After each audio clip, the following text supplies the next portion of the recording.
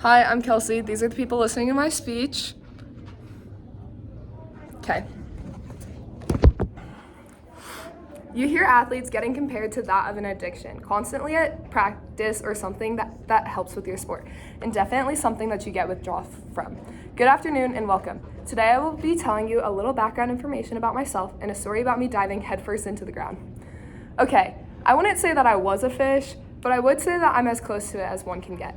I'm a 17-year-old athlete who freaks out over any possible opportunity to train and live by the saying, the earlier bird gets the worm, which applies to more than just early morning practices. I don't remember that much of life before swim came into the picture, but I have always had a passion to better myself in everything I do. My sisters were competitive gymnasts, and needless to say, that was not my thing. I started with swimming at the ripe old age of 4, and from then on, it has been a constant in my life. As I continued to swim, I was not very good at it for the longest time, but I kept on swimming and knew that I could be anything I wanted to be if I worked hard enough for it. The next couple of years did not come easy at all. I had elbow surgery and couldn't swim for months. I thought it was going to be the end of my swimming career and I would never touch the water again, which made my heart feel as heavy as an anchor dragging a boat down. Coming back, I made sure that I worked as hard as possible to make a name for myself as I came back from this. I became obsessed with the idea and the feeling of getting better. After a hiccup in my swimming career and having another surgery, I knew that this is what I worked for. Nowadays, you will almost always find me doing something for swim, at practice, at a meet, doing recovery, working so I can pay for something with swim, going to school so I can get into a good college to swim. Aside from swimming, believe it or not, I have other hobbies.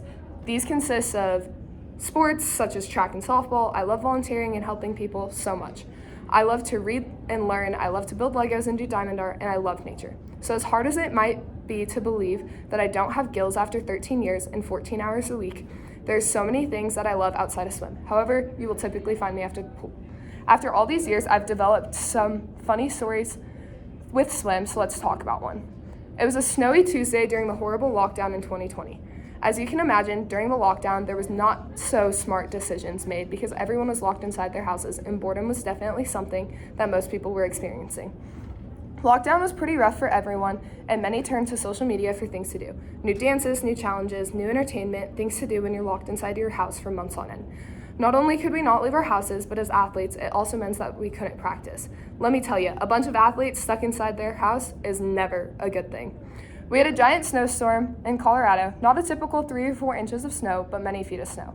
The first 2 days of having snow was a typical snowstorm, including having to help shovel our neighbors to get out of their driveway. Meanwhile, that meant that we had a bunch of snow to begin with, and then shoveling, there was quite a bit of snow to mess around in. Never a good thing when everyone is already bored to begin with.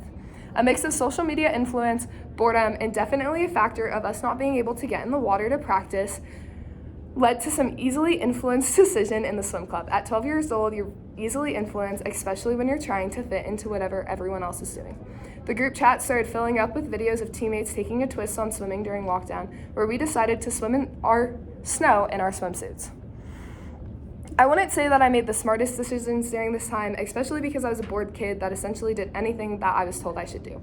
Meaning that when my mom told me that all my friends were diving into snow and swimming in their swimsuits, I figured that I should probably do it because everyone else was doing it and they were going to show the best one on the club's Instagram. I got changed and set up for this amazing swim that I thought I was going to do and went to get my mom to record me and stood up on the chair to dive into the snow. Okay, go, my mom said. I jumped and dived into the snow, and that first second in the air felt amazing. Then slam, I hit the ground. I immediately started crying and screaming for her to stop recording. I couldn't necessarily process what just happened, but I knew whatever happened was bad. My head was pounding, my mouth hurt, my neck hurt, and I realized that I dove headfirst into the ground and did not jump out and belly flop on the snow the way I was supposed to, but I jumped straight into the hard ground.